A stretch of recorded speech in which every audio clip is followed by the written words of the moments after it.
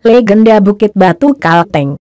Taman wisata Bukit Batu yang kini lebih dikenal dengan nama Pertapaan Pahlawan Nasional Cilik Riwut, terletak di dekat Kota Kasongan, Kabupaten Katingan, Kalimantan Tengah. Saat ini oleh pemerintah daerah Kalimantan Tengah tempat wisata tersebut telah ditetapkan sebagai objek wisata spiritual. 1.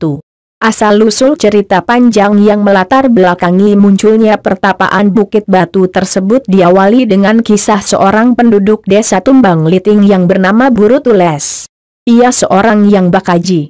Pada suatu hari, seorang diri ia pergi menuju ke suatu tempat untuk membuka lahan perladangan.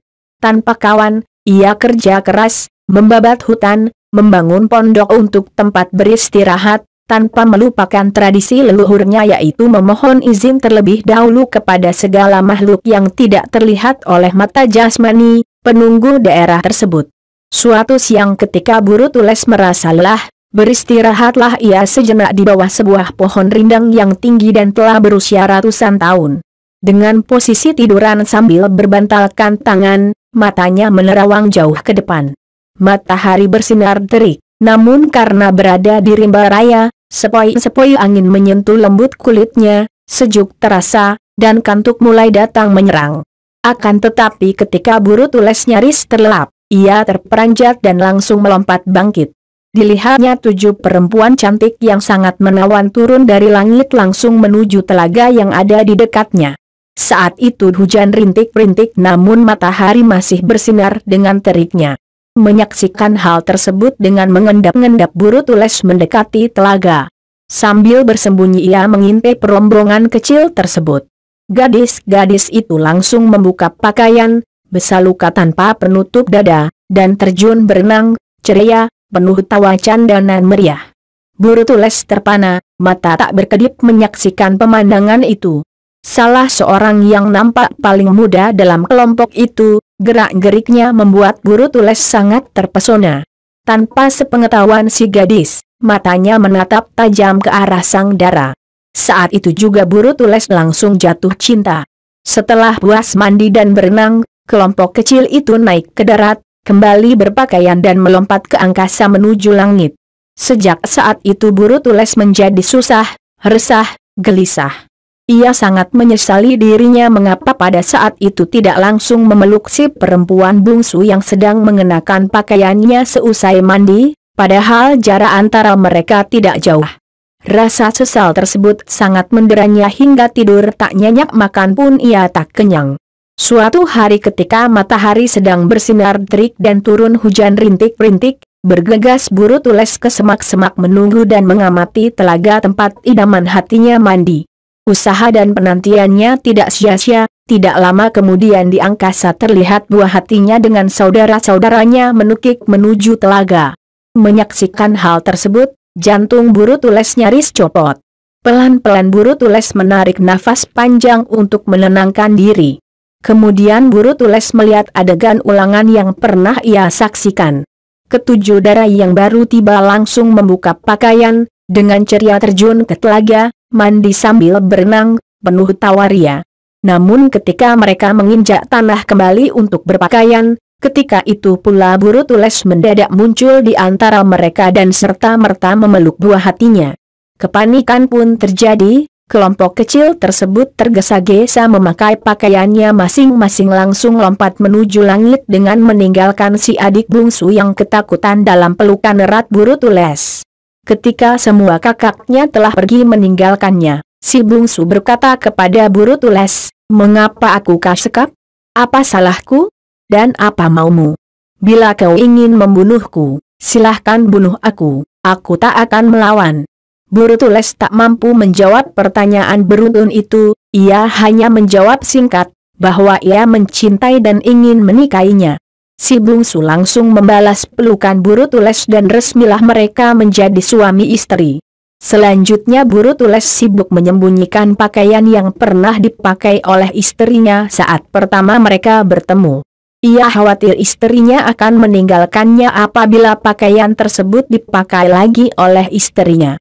Untuk selanjutnya pakaian baru yang terbuat dari kulit kayu, yang ia berikan kepada istrinya. Singkat cerita, istri Buru Tules hamil dan lahirlah seorang anak laki-laki yang diberi nama Titik. Buru Tules hidup bahagia bersama anak dan istrinya. Suatu hari muncul seorang pemuda, mamut menteng, hitam, tinggi besar mengunjungi keluarga itu. Istri Buru Tules mengenalkan kepada suaminya bahwa pemuda tersebut adalah salah seorang saudaranya yang datang untuk mengunjungi mereka. Buru Tules menerima kehadiran pemuda tersebut dengan baik, bahkan pemuda itu diizinkan turut menginap di rumahnya. Namun, lama-kelamaan Buru Tules merasa curiga karena setiap mandi di telaga, mereka selalu pergi berdua, berenang ceria, dan hanya berdua. Anak mereka yang masih bayi ditinggal begitu saja di gubuk. Rasa cemburu mulai muncul, namun apabila Buru Tules menanyakan hal tersebut, istrinya selalu memberikan jawaban yang sama, bahwa pemuda tersebut benar saudaranya. Teguran untuk mandi renang berdua di telaga telah diberikan, namun acara renang bersama tetap juga berlanjut. Timbul kemarahan Buru Tules.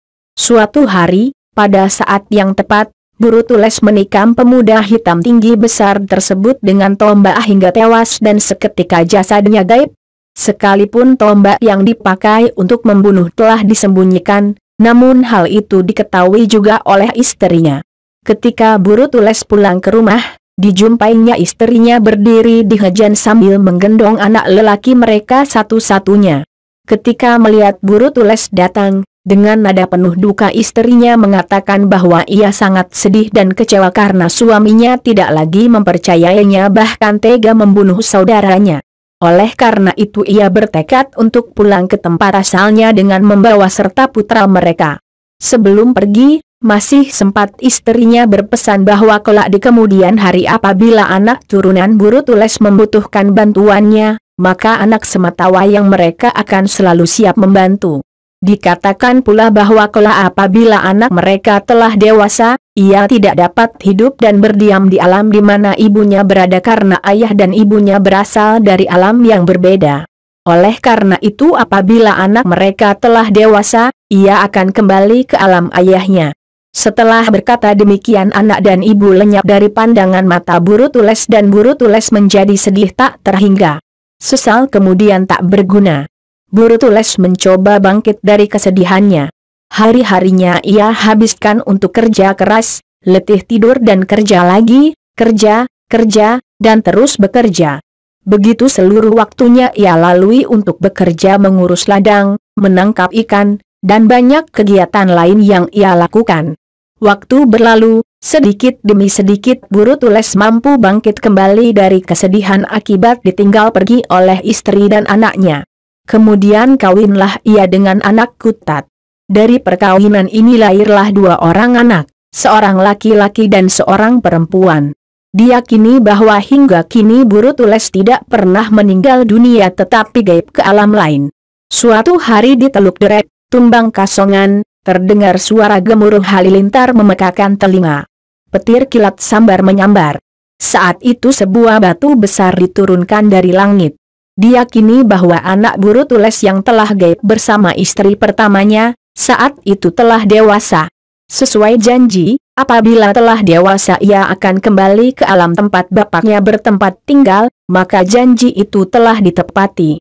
Batu yang diturunkan dari langit yang kemudian terkenal dengan nama Bukit Batu diyakini sebagai tempat kediamannya, walau tak terlihat dengan mata jasmani, namun ia ada di sana sebagai raja dan penguasa daerah tersebut. 2. Pertapaan Cilik Ribut Dahyang yang bertempat tinggal di daerah Sungai Sala, sangat mendambakan anak laki-laki. Keinginan tersebut demikian kuat dan mendalam. Walau berkali-kali Piai Ribut istrinya telah melahirkan anak, namun apabila anak laki-laki yang lahir, selalu saja meninggal dunia dalam usia balita. Keinginan yang sedemikian kuat membawa Ribut Dahyang bermohon dengan khusyuk kepada Hatala. Maka pergilah ia menuju ke suatu tempat keramat yaitu Bukit Batu. Di tempat itu Ribut Dahyang balampah dan bermohon untuk diberikan seorang putra laki-laki. Wangsit yang diperoleh menyatakan bahwa kelak di kemudian hari putra lelaki yang sangat didambakan itu akan mengemban tugas khusus bagi masyarakat sukunya. Tanggal 2 Februari 1918, Anak laki-laki yang sangat diharapkan lahir dengan selamat di sebuah kebun durian kampung Katunen Kasongan, Kalimantan Tengah. Sejak kecil oleh ayahnya, Cilik Rimbut sering diajak ke Bukit Batu sehingga bagi Cilik Rimbut kecil tempat itu sudah tidak asing lagi baginya. Setelah melampaui usia balita, ketika sedang bermain-main dengan teman seusia, terkadang Cilik Rimbut begitu saja pergi meninggalkan teman-temannya menuju Bukit Batu. Entah apa yang ia lakukan di sana, tak seorang pun tahu. Ketika menginjak usia remaja, Cilik Rimbut mulai mengikuti tradisi orang tuanya. Pergilah Cilik Rimbut seorang diri menuju Bukit Batu. Di Bukit Batu ia balampah. Wangsit pertama yang ia peroleh mengarahkannya untuk menyeberang laut menuju Pulau Jawa. Ketika itu komunikasi dan transportasi dari pedalaman Kalimantan ke Jawa amatlah sulitnya. Dapat dikatakan hanya impian. Jangankan ke Pulau Jawa, menuju Banjarmasin yang juga berada di pulau yang sama yaitu Kalimantan membutuhkan perjuangan. Cilik Rimbut tak kenal putus asa, halangan dan kesulitan yang menghadang ia anggap sebagai tantangan. Segala macam cara telah ia lakukan baik berjalan kaki menerobos rimba, naik perahu dan rakit, asalkan bisa mencapai Pulau Jawa. Akhirnya sampai juga ia ke Banjarmasin. Singkat cerita, ketika sampai di Banjarmasin, Cilik Rimbut berusaha mendapatkan pekerjaan yang ada peluang untuk menghantarkannya ke Pulau Jawa. Pada tahun 1942 di Banjarmasin, tengah malam ketika semua orang sedang tidur, Cilik Rimbut bangun dari tidurnya dan langsung membangunkan kawan-kawannya yang sedang terlelap tidur. Dengan begitu yakin Cilik Rimbut mengatakan kepada kawan-kawannya bahwa ayahandanya Riwut Dahyang malam ini telah dipanggil Yang Kuasa. Tentu saja semua kawan-kawannya terheran-heran, tak satu pun yang percaya bahkan mengira bahwa Cilik Rimbut sedang mimpi. Namun dengan mantap dan penuh keyakinan sekali lagi ia mengatakan bahwa semua ini benar karena penguasa Bukit Batu baru saja datang menemuinya menyampaikan pesan tersebut dan mengatakan bahwa sejak saat itu Cilik Rimbut adalah teman terdekatnya. Cilik Rimbut meminta teman-temannya untuk mencatat kejadian tersebut lengkap dengan tanggal dan jam terjadinya peristiwa. Jainuddin, Esel Jelau dan seorang teman lagi langsung mencatat walau tidak begitu yakin bahwa apa yang dialami Cilik Rimbut tersebut benar terjadi. Untuk mengeek kebenaran firasat tersebut hanya mungkin apabila ada seorang warga yang berasal dari Kasongan datang ke Banjarmasin. Saat itu komunikasi tidak semudah saat ini. Belum ada telepon, belum ada layanan pos. Pengiriman berita mungkin terjadi apabila ada kenalan yang datang dari kampung halaman. Suatu hari ketika seorang kawan datang dari Kasongan ke Banjarmasin, Cilik Rimbut bergegas menanyakan keadaan orang tuanya. Memang benar pada saat firasat dirasakan, pada saat itulah ayah tercintanya pergi menghadap ke hadirat ilahi. Di masa revolusi ketika Cilik Rimbut telah berhasil mencapai Pulau Jawa bahkan telah terlibat aktif dalam perjuangan menantang Belanda, dalam suatu kesempatan ia pulang kampung dan balampah di Bukit Batu. Ia mohon petunjuk dalam perjuangannya melawan penjajah. Dalam kesempatan itu pun Cilik Rimbut bernazar untuk tidak menikah sebelum Indonesia merdeka. Sesuatu ia peroleh begitu usai balampah yaitu sebuah batu berbentuk daun telinga. Wangsit yang ia peroleh mengatakan bahwa batu tersebut dapat digunakan untuk mendengarkan dan memonitor musuh apabila diletakkan pada daun telinganya. Namun setelah kemerdekaan diperoleh oleh bangsa Indonesia, batu telinga